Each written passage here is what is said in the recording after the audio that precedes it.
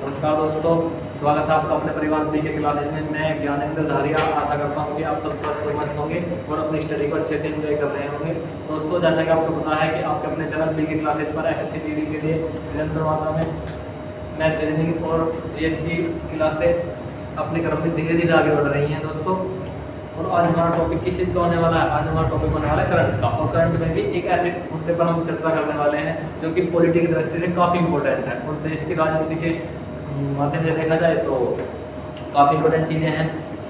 अब आप कभी कभी ये इतना इम्पोर्टेंट कैसे हैं? मैं तो बता दूँ, कुछ घटनाएं ऐसी होती हैं जो हमारी दृष्टि में पहली बार होती हैं, इतिहास में पहली बार ही वो घटनाएं होती हैं। और कुछ परिस्थितियाँ ऐसी होती हैं जो पहली बार होती हैं और एग्जाम की दृष्टि से पहली बार में होने वाली चीज़ें काफ़ी इंपॉर्टेंट होती हैं। देखिए, मैं आपको बता दूँ क्या है। एक आर्टिकल आता है, आपने एक आर्टिकल का नाम सुना होगा। आर्टिकल बात करो भाई,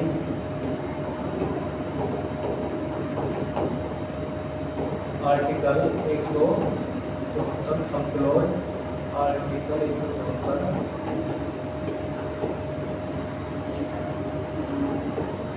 आप क्या करोगे? ये तो पॉलिटी पढ़ा, इसमें इंपॉर्टेंट चीज क्या होगी? मैंने कहा भाई, इस आर्टिकल के अनुसार, आर्टिकल 174 फर्स्ट के अनुसार हरियाणा की सरकार ने इस्तीफा दे दिया। हरियाणा की सरकार ने क्या दिया है? इस्तीफा दे दिया आर्टिकल 174 फर्स्ट के अनुसार।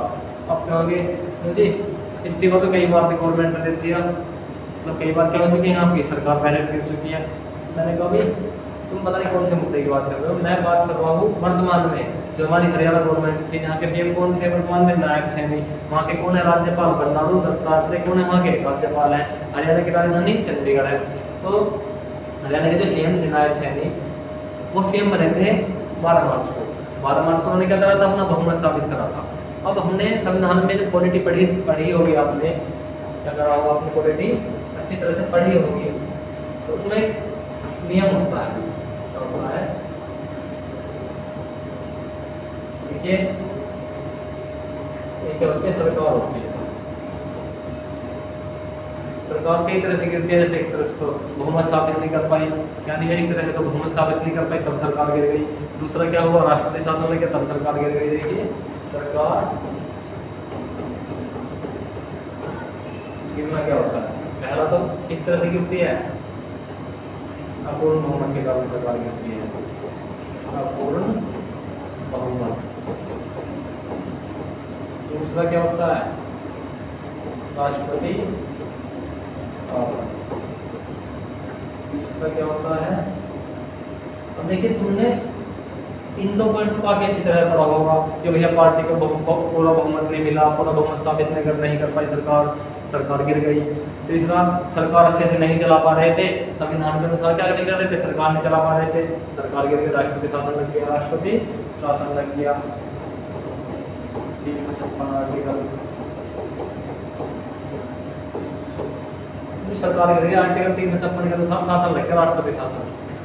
मैंने कहा भाई ये चीज़ें अलग हैं, मैं दूसरे मुद्दे की बात करने वाला हूँ यहाँ पर। आपने एक चीज़ और पढ़ी थी, क्या करा था? जो आपने पॉलिटी कहीं से पढ़ी होगी, एनसीईआरटी से, लक्ष्मीकांत से, किसी भी किताब से आपने कहीं से पॉलिटी पढ़ी है, तो आपको ये चीज़ें पता होनी चाहिए कि क्या होती है। हमारी सरकार होती है, उस सरकार को संविधान के अनुसार आर्टिकल 174 फर्स्ट के अनुसार क्या होता है, उसको साल में 2 सेशन बुलाने होते हैं। अधिकांश कितने हैं? 3 से सत्र बुलाए जाते हैं। सरकार के सत्र कितने होते हैं? मैं तुमसे बात करूँ, सरकार के सत्र कितने होते हैं भैया? सरकार के कितने सत्र होते हैं? आपको तो 3 होते हैं। पहला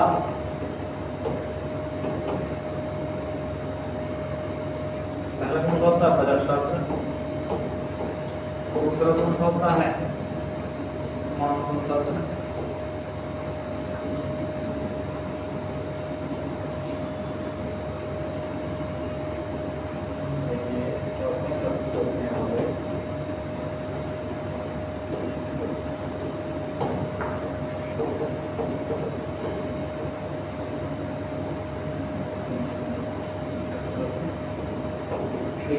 यहाँ पर ये 2 सत्र हैं। क्या है? ये 2 सत्र हैं। अब संविधान के अंदर क्या है? व्यवस्था है कि इन 2 सत्र के मध्य 6 माह से अधिक का समय नहीं होना चाहिए। अधिक का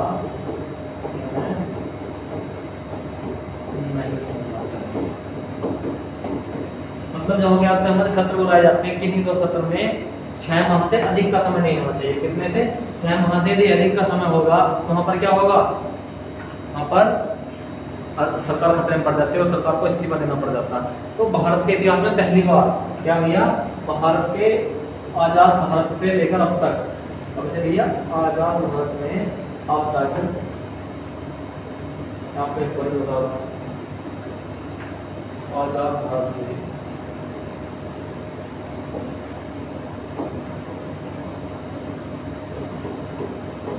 भारत के आज़ाद होने से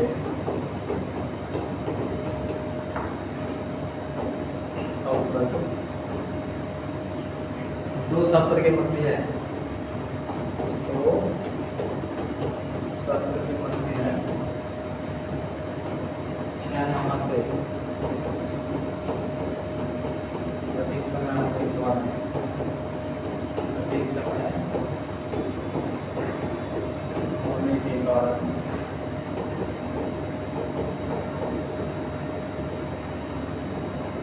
सरकार होने वाला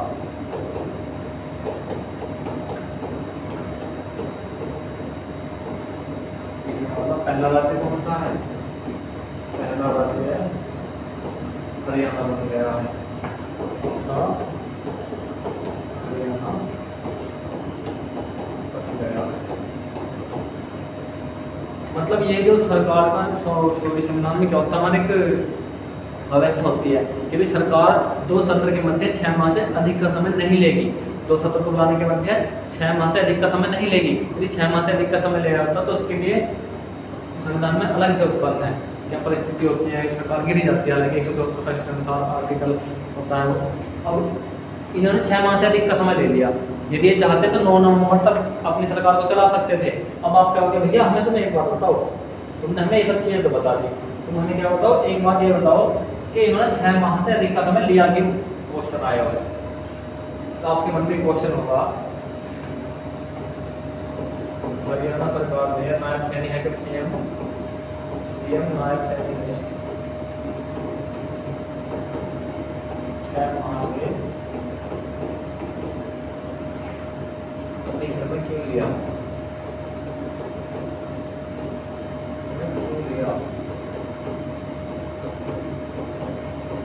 सत्र आयोजित करने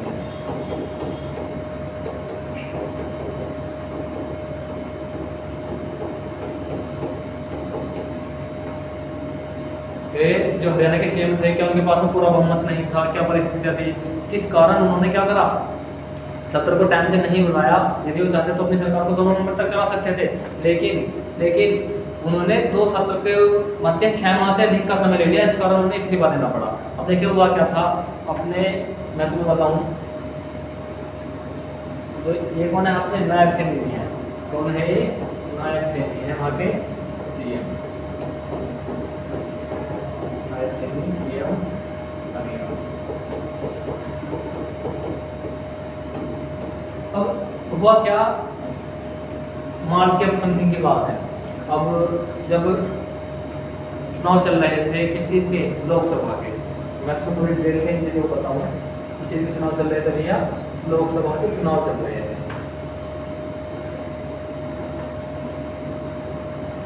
लोकसभा के चुनाव चल रहे थे। अब लोकसभा के चुनाव चलते चलते हरियाणा के जो पहले सीएम थे, हरियाणा के पहले सीएम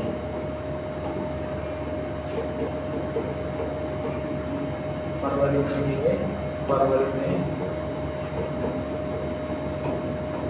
हरियाणा के तत्कालीन सीएम,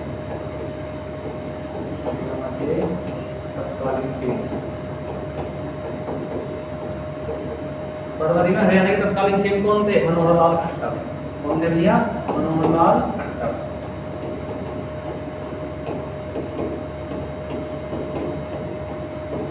मनोहर लाल खट्टर सीएम थे हरियाणा के। अब नरेंद्र मोदी जी ने या बीजेपी गवर्नमेंट थी वहाँ पर हरियाणा में, उन्होंने मनोहर लाल खट्टर को लोकसभा का इलेक्शन का टिकट दे दिया। लोकसभा इलेक्शन का क्या दे दिया? टिकट दे दिया। अब वो पहले राज्य विधानसभा में बैठते थे, अब उनको कहाँ मिल गया? दिल्ली के लिए लोकसभा का टिकट मिल गया। तो लोकसभा टिकट मिल गया। अब जब इनको लोकसभा टिकट मिला लोकसभा का टिकट दे दिया लड़ने के लिए, चुनाव लड़ने के लिए। तो उन्होंने क्या किया, अपने सीएम पद से इस्तीफा दे दिया, सीएम पद से इस्तीफा दे दिया।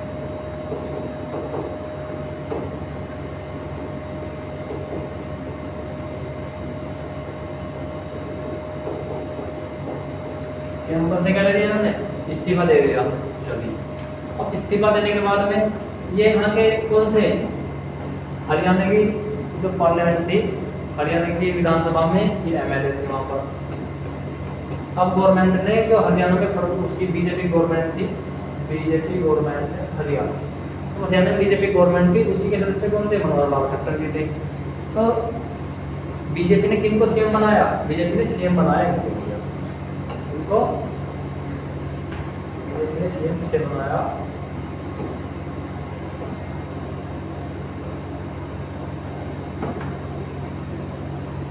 बीजेपी ने सीएम बनाया इन्हें। अभी सीएम बनने के बाद में इन्होंने 12 मार्च 2024 को क्या किया था, अपना सत्र आयोजित किया था, अपना सत्र आयोजित किया था।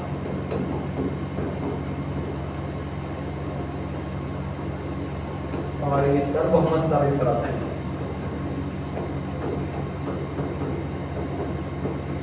बहुमत साबित किया था 12 मार्च 2024। अब 12 मार्च 2024 से तुम मुझे एक बात बताओ भाई,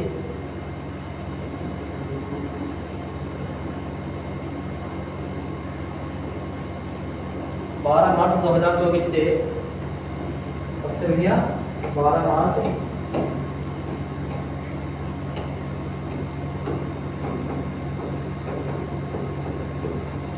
2024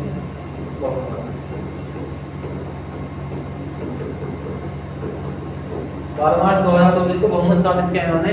अब 12 मार्च 2024 से 6 माह कब बैठेंगे, 6 माह बैठेंगे भैया 12 सितंबर 2024, मतलब 12 सितंबर 2024 को इन्हें क्या करना था, अपना एक सत्र बुला लेना था अगले वाला, क्योंकि 6 माह से 6 माह कब बैठेंगे, 6 माह तभी तो बैठेंगे भाई। 12 सितंबर को 6 माह बैठे थे। अब 6 माह बैठने के लिए इन्हें अपना सत्र आयोजित करना था दूसरा, क्योंकि संविधान में क्या व्याख्या है कि 2 सत्र के मध्य है, 6 माह से अधिक का समय नहीं होना चाहिए। तो क्या था, आयोजित करना था। मनोहर लाल पहले इस्तीफा दे चुके थे, नायब सैनी क्या हुआ, सीएम बनाए गए बाद में। अब इसी दौरान क्या हुआ देखिए, मैं तुम्हें बताऊं इसी दौरान क्या हुआ, इसे सत्र बुलाए थे 12 मार्च को, अपना सत्र आयोजित करना था। अब सत्र आयोजित करने के साथ में क्या हुआ भाई, कब की बात है,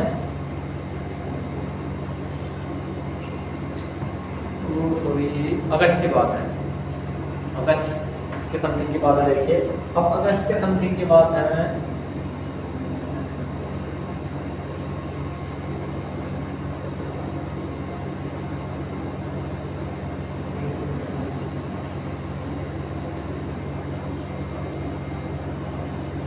देखिए हुआ क्या इसी दौरान अगस्त वाला दिन नायब सैनी जी ने, सीएम नायब सैनी ने क्या कहा, अपनी एक बैठक बुलाई, बैठक किस लिए बुलाई, क्योंकि हमें किस दिन सत्र आयोजित करना है और 6 माह से अधिक का समय नहीं होना चाहिए, क्योंकि अगस्त वाले महीने में उन्होंने कब बैठक बुलाई, 17 अगस्त को, 17 अगस्त को क्या बुलाई उन्होंने, बैठक बुलाई। क्योंकि 17 अगस्त को जैसे हम आज कहें कि भी आपको इस तारीख को बैठक में आयोजित होना है, इस तारीख को उन्होंने बैठक बुलाई कि हम सत्र आयोजित करेंगे दूसरे वाला। अब इसी दौरान 14 अगस्त वाले दिन, इसी दौरान क्या होगा भैया, 14 अगस्त वाले दिन, 14 अगस्त वाले दिन, 14 अगस्त आचार संहिता लगी,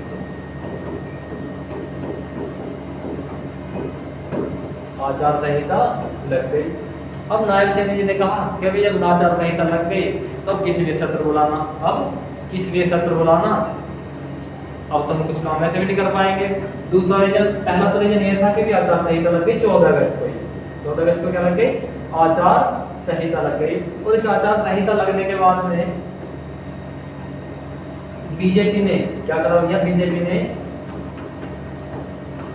जो होता है एमएलए के अगले चुनाव के लिए टिकट काट दिए। अगले चुनाव के लिए क्या काट दिए?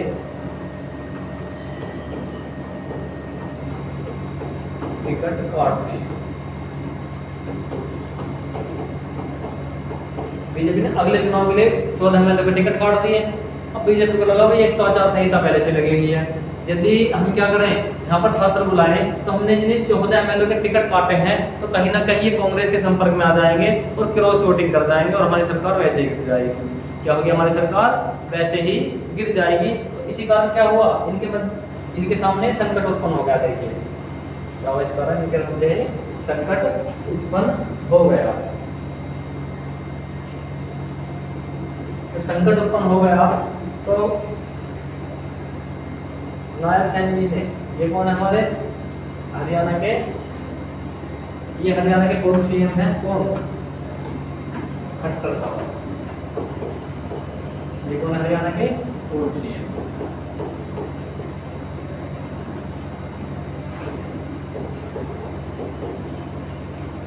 ये कौन है भैया? नायब सैनी। वर्तमान सीएम क्या है? वर्तमान सीएम। यहाँ के राज्यपाल कौन है? हरियाणा के राज्यपाल कौन है? यहाँ के आप कहोगे भैया राज्यपाल है यहाँ के बंडारू दत्तात्रेय। कौन है? बंडारू दत्तात्रेय जी क्या है कि राज्यपाल हैं। अब जब बंडारू दत्तात्रेय जी को लगा के भी 6 माह से अधिक हो चुके, इन्होंने सत्र आयोजित नहीं करा, तो इन्होंने इनसे इस्तीफा मांग लिया। अब भाई क्या समाधान करा जाए इसका?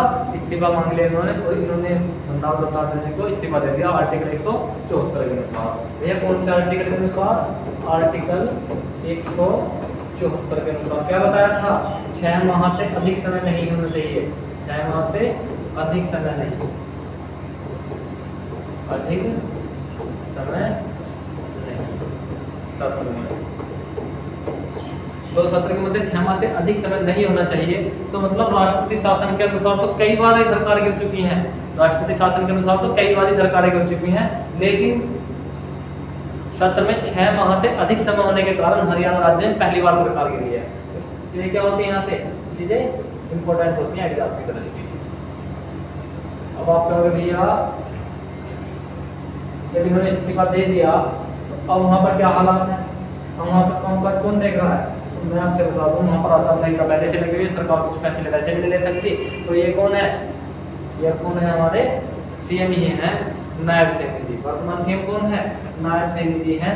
लेकिन दूसरा आप एक बात बताएंगे भाई, हरियाणा में पहले भी 3 बार भंग हो चुकी है विधानसभा। ये किस कारण हुई थी? ये राष्ट्रपति शासन के हुई थी। राष्ट्रपति शासन यहाँ पर विधान था या फिर आत्महत्या सरकार कर गई थी। दूसरा प्राकृतिक आपदा। देखिए क्या होता है, जब मैंने इस्तीफा दे दिया तो अब कैसे हैं केवल कार्यवाहक सीएम है। कैसे हैं नायब सैनी? केवल कार्यवाहक सीएम। नायब सैनी साहब कहते हैं यहाँ पर कार्यवाहक। अभी कार्यवाहक सीएम है, मतलब राज्य के ऊपर कुछ आपदा आ गई, कुछ प्राकृतिक आपदा आ गई या कुछ वैसा संकट आ गया तो क्या करेगी? ये कैबिनेट अपने उसमें काम करती रहेगी, नीतिगत फैसले लेती रहेगी यदि कुछ वैसी आपदा वगैरह आती है। अन्यथा केवल क्या थे? केवल एक कार्यवाहक सीएम ही बचे हैं। दूसरा देखिए ये सब चीजें मैंने तुम्हें लिखित में दी है कि आर्टिकल 174 फैसले के तहत किसी भी राज्य की विधानसभा के 2 सत्रों के लिए 6 माह से ज्यादा का समय नहीं होना चाहिए। इसी कारण गवर्नमेंट गिरी है। 14वीं लोकसभा भंग हो गई। ये कौन है हमारे हरियाणा के सीएम साहब। तो भैया हरियाणा का राजधानी क्या है? चंडीगढ़। अब मैं यहाँ पर हरियाणा के बारे में कुछ चीजें लिखी हूँ। सीएम कौन है यहाँ के हरियाणा के?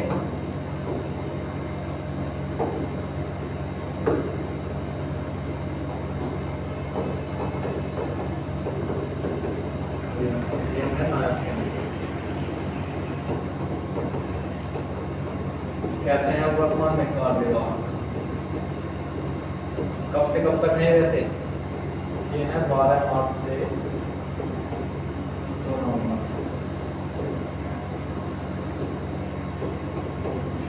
और राज्यपाल कौन है आगे? बंडारू दत्तात्रेय।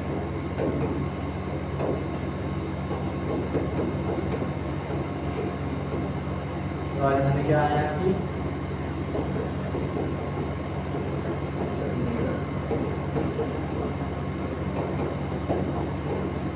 तो ये हमें पता होना चाहिए दोस्तों। जैसे कि आपको पता है कि आर्टिकल 174 का पहली बार क्या हुआ, प्रयोग हुआ, और 217 के मध्य 6 माह से अधिक समय होने के कारण सरकार गिर गई। तो क्या हुई, ये भारत के आज़ाद भारत में पहली ऐसी घटना थी। तो ये चीज़ क्या थी, करंट की दृष्टि से काफ़ी इंपॉर्टेंट थी, पॉलिटी करंट का एक हिस्सा थी। दोस्तों यदि वीडियो आपको अच्छी लगी तो इसे लाइक करें, कमेंट करें, शेयर करें। जय हिंद, जय भारत।